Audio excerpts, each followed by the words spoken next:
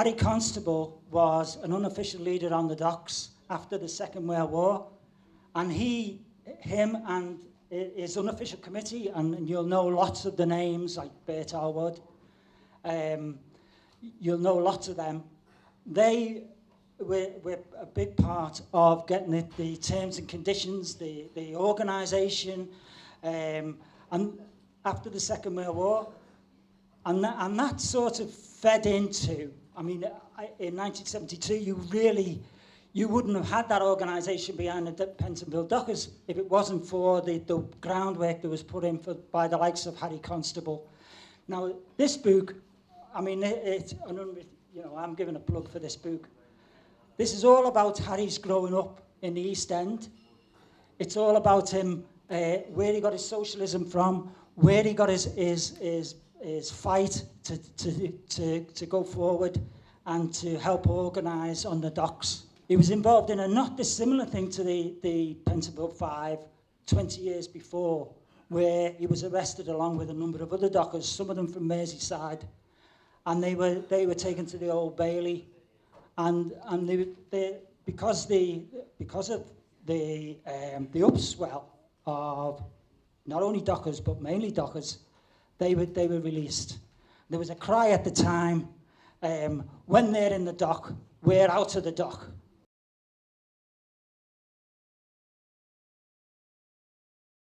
We were doing the picketing at Chobham Farm. And although the campaign was an industrial one, it obviously became a political one in the end.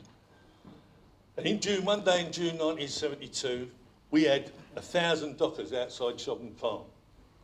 We'd given assurances, if you can remember, to the workers inside Chobham Farm about their jobs.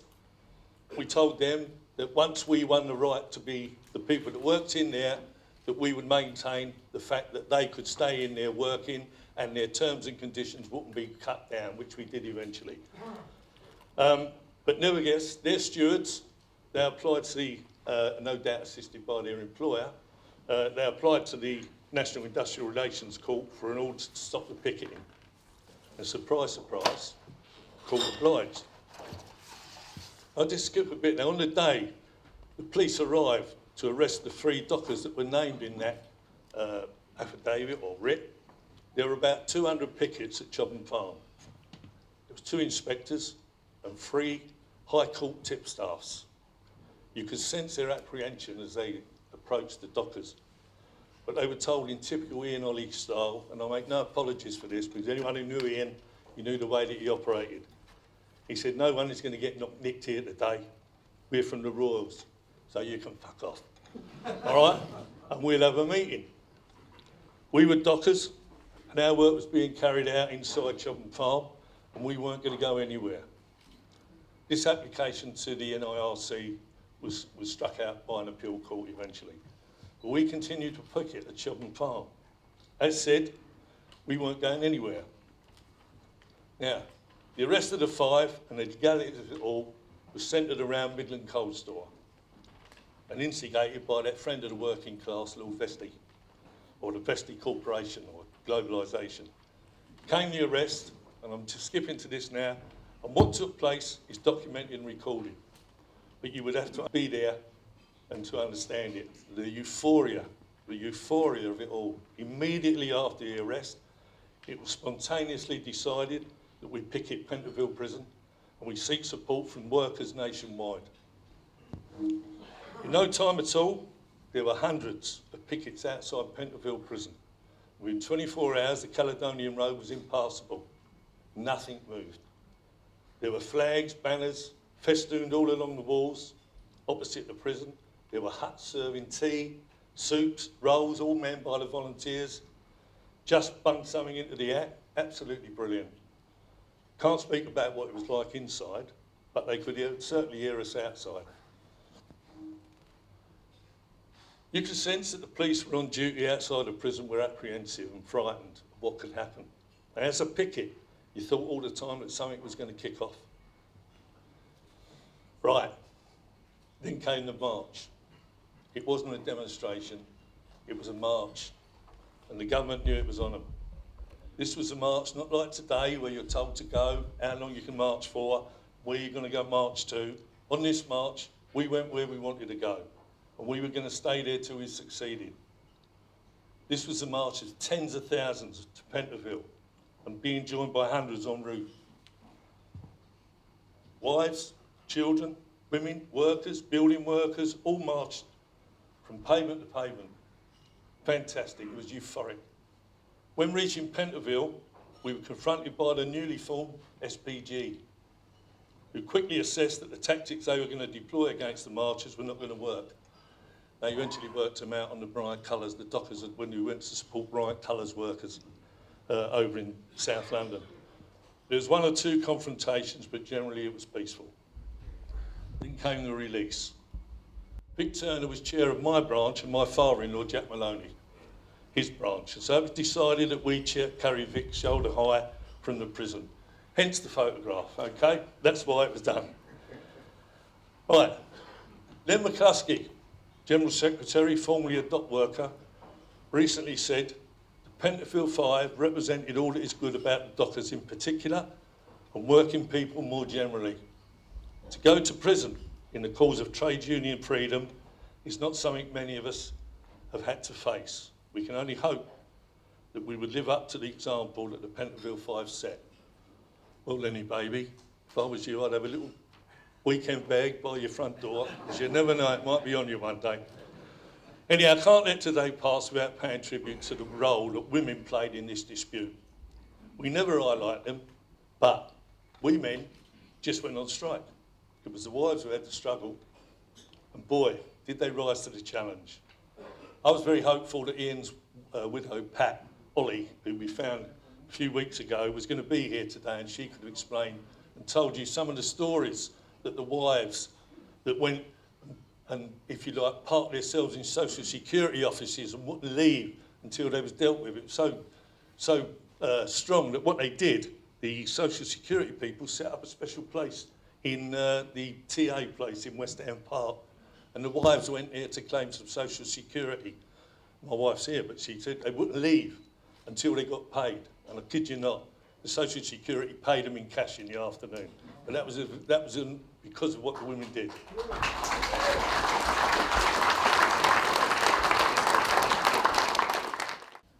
And all we was doing was trying to get back our work. And Jack Jones, who was the General Secretary, was membership party. And we asked him not to recruit the men working in the inland container depots. But no, they did it. What came to an head was when Vesti decided that they had to do something, and that was to jail our 5 men. Now, you've got to understand, we was unofficial, and the reaction we got from that was a complete close down of every port, and then we had the mines, busmen, builders. It was gaining momentum every day. So much so, the TUC decided to call a general strike on the Wednesday, and they released them. And you have to understand again what the TNG then did. The National Port Shop Stewards Committee was probably at their peak. We was knocking over container bases. We didn't want their jobs. What we wanted was our work. And those people who are in there, we was prepared to give them a registration. But no one trusted us. The employers in these bases, doing our work, decided, we'll tell the men they're no good. They're after your jobs. And that wasn't the case. But the TNG then declared an official strike the day after we got them out of Pentonville. And what it did was what my father always told me. He said, when the union are in trouble, they declare the strike official to take control of it, to take it out of your hands. And that's exactly what they did. And how many jobs did they get for us? None. All their solution was increase the severance pay. And gradually we was wilted away, and we're now white elephants. I've been told on many occasions I've got a very strong Liverpool accent, and I make no apologies for that, okay. It's an honour for me to be given the opportunity to say a few words about the situation that happened in 1972. But you go back a bit further than 1972. In 1970, there was a picket at Smith Square, Transport House, where we met the likes of Johnny May, Kevin Ussey, Colin Coughlin, Mickey Fenn, Alan Phillips, Roy Lane, Tony Bamfield, Conor Ross. If I left anyone out, I'm sorry about it, it's hard luck. But, you know, that's where it all started. And then when the lads got put in jail, we were sent down by Jimmy Sams and Dennis Kelly, about 10 or 12 of us, to go and support the lads there outside Pentonville. Dennis Kelly comes down on the Wednesday when they had the march, on the Tuesday I should say, and we walked from Tower Bridge to Pentonville, and all me and Jimmy Thompson got out of Dennis. Lads, my poor feet, they're killing me. How far have we got to go? But they put it. He was on the march for his age and his health. He's done a tremendous job. And you can go on forever talking about the Pentonville Five. But what it proved to everybody, if you stick together, if you play as a team, you'll always win something. Always remember that. Okay, let's get on with it. When I was young, the dock workers and the miners were the crack troops of the labour movement, and I'm sure they still are. Remembering our history, remembering these stories is vitally important. And remembering the lessons of them too. And of course what emerges from the Pentonville Five story is the strength the trade union movement has, just how powerful it is that they have to find this pantomime figure, the official solicitor, to come and rescue them. And that's down to your strength. And Nye Bevan, I think, said, the problem is the trade unions leaders formed a revolutionary instrument, but unfortunately, they didn't have a revolutionary intention. And maybe one of the lessons of the Pentonville Five is to remember no use having the strength unless you know what to do with it. And it seems to me that the problem we've had over the years is that often we haven't known what to do with that strength. And the Tories learned the lesson of Pentonville and Saltley Gates, and they got ready for Orgreave. Yeah. And what did we do? We allowed the industries to close, we allowed the unemployment to rise, we allowed the anti-union laws to come in. And we've got to change that now, and I think we have a chance, I think we have a possibility, that if we get together and use the strength of the union movement, we can get the trade union rights back under Jeremy Corbyn, if we keep him there,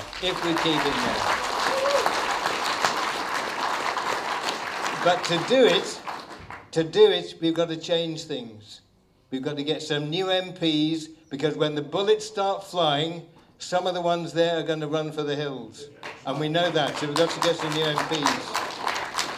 And I think also we've got to change the organisation within the party so that there's none of the dirty tricks that go on, like the last general election, when people were shifted off to work for right-wing candidates when they didn't really need them, and left-wing candidates were left hanging. And we've got to fight for policies for housing, for health, to kick the private companies out, and a real big socialist agenda. And the memory of the Pentonville Five will carry us through to solidarity. On the Friday night and all day Saturday,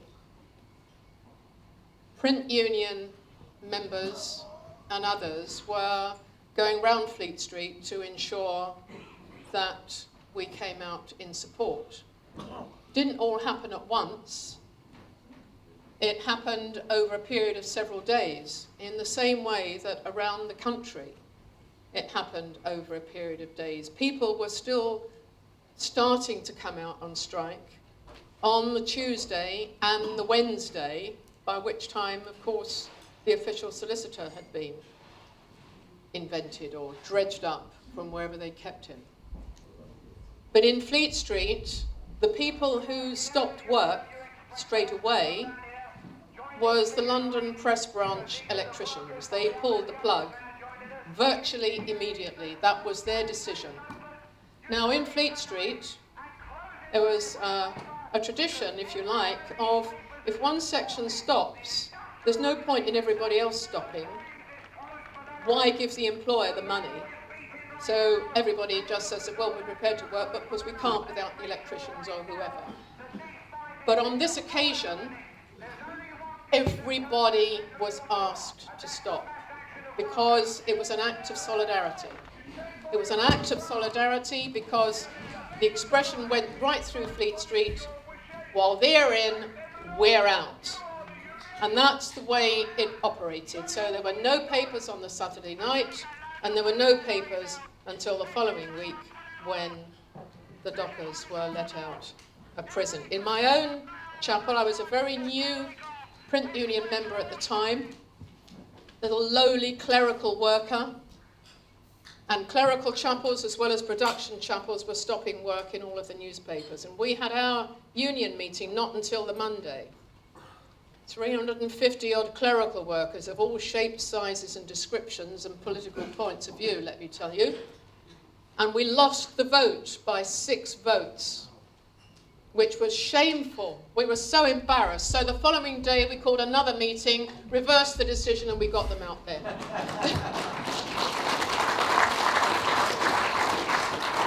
And the point I'm making, apart from the fact never give up, is that that process was going on around the country over very many industries and sectors. And as a speaker has said earlier, it wasn't an official stoppage necessarily, although a number of unions did declare official support for the action that was already being taken by their members. But it was because of the various shop stewards networks and the shop stewards movement, including the Liaison Committee for the Defence of Trade Unions. So in the car industry, in the railways, in mines, in printing, in building work, as well as in the areas that were being mobilised already by the T&G and the engineering union because of their own disputes, people were in touch with each other. And that's what the main issue was for the movement, the solidarity. And that was the main thing, of course, that the Tories attacked in their legislation 10 years later. What do you attack? You attack workers' means of organisation. You attack workers' means of supporting each other. So the closed shop was made illegal.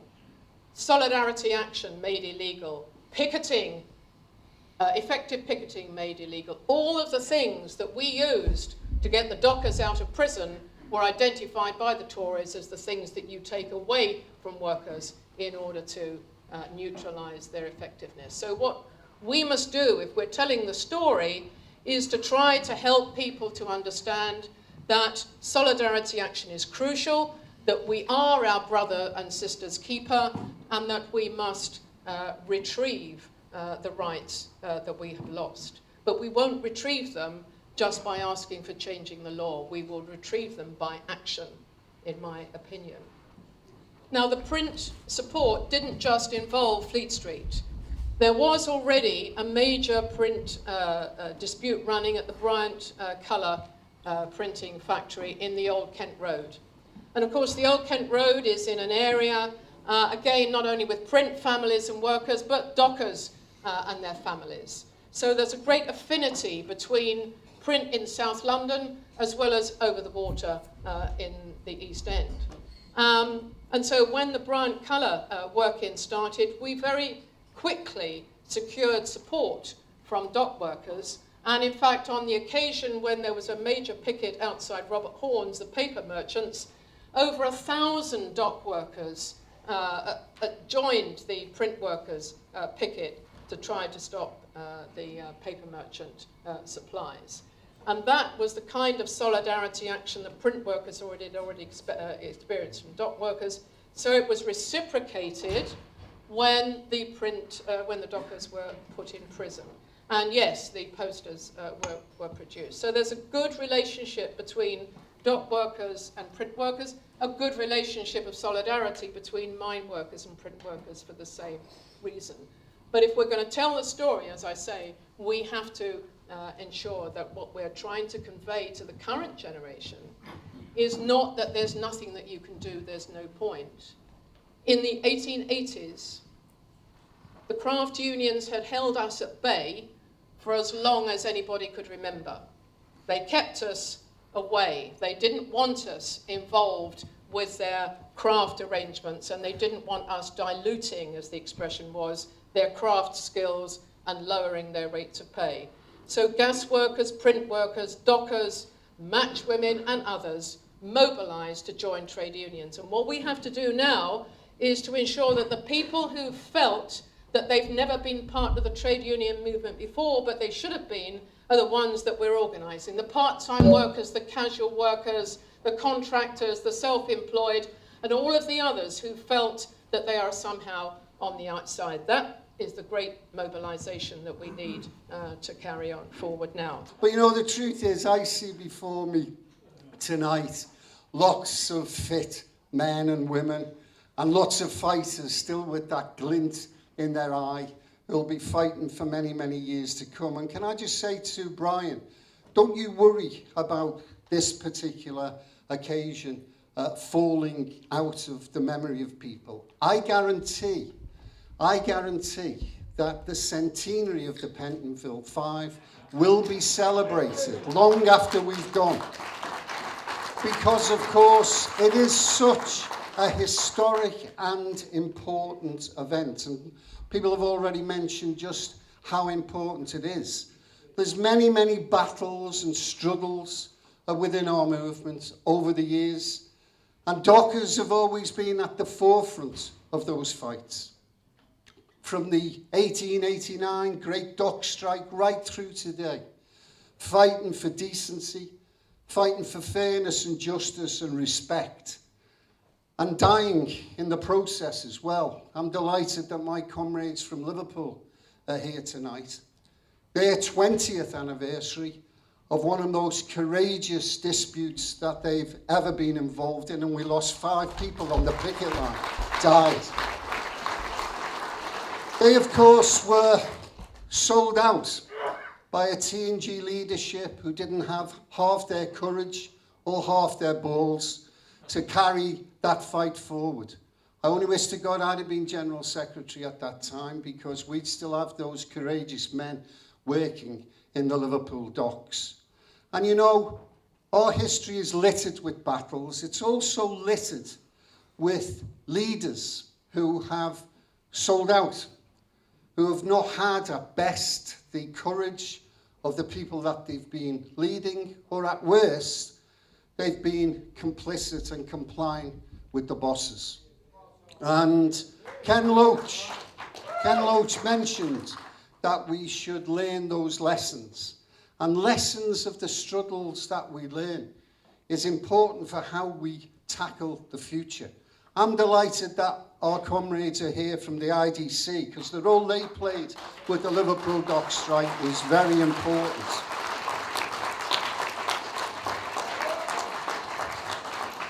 Of course, colleagues, as a vice president of the ITF, I have to be slightly careful, and I'm hoping that both those organisations can come together at some juncture. But I'm reminded about leadership and battles, sometimes forgotten, and that's the point that Ken's making. Don't forget what happens.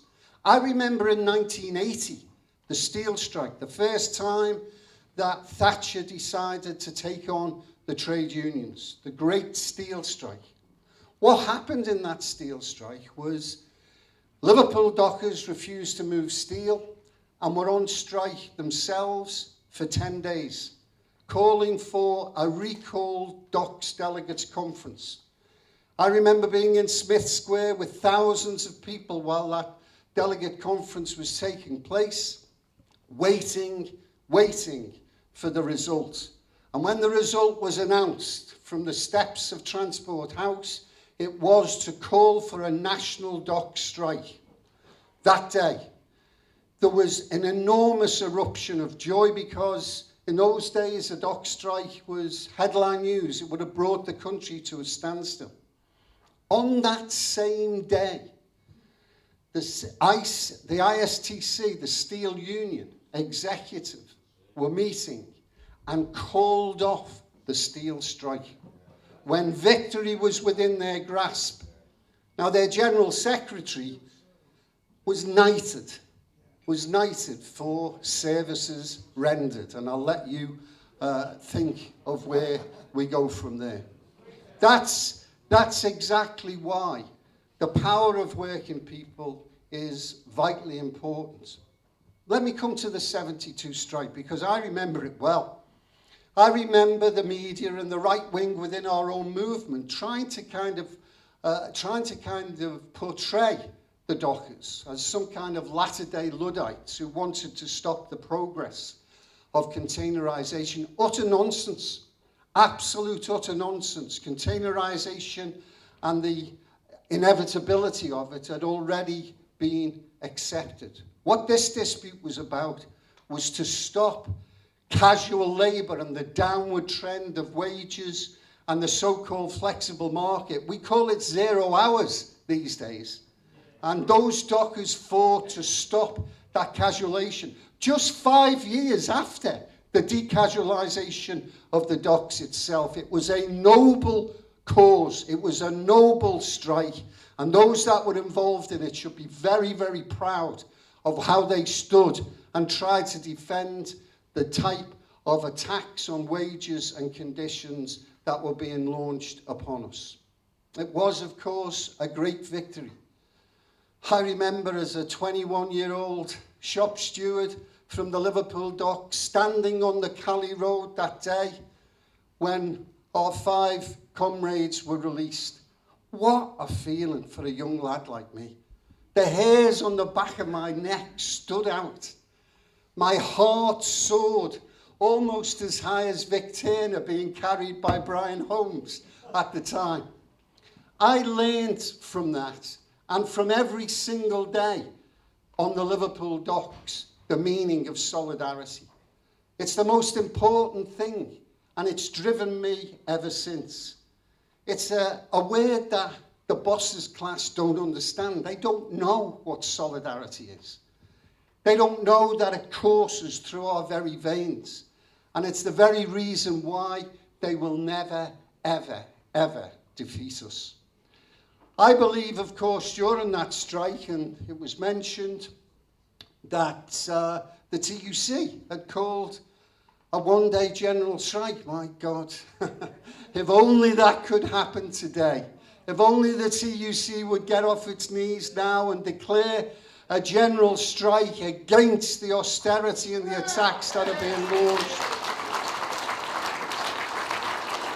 As Ken said, understand the power that workers have. Understand that trade unions mean nothing if they're not able to stand shoulder to shoulder and defend their members. And that's why I'm very proud of Unite and what we stand for. Lots of unions are campaigning unions, and I have no problem with that. We're a fighting back union. We don't go looking for fights, but neither will we back away from any fights, neither.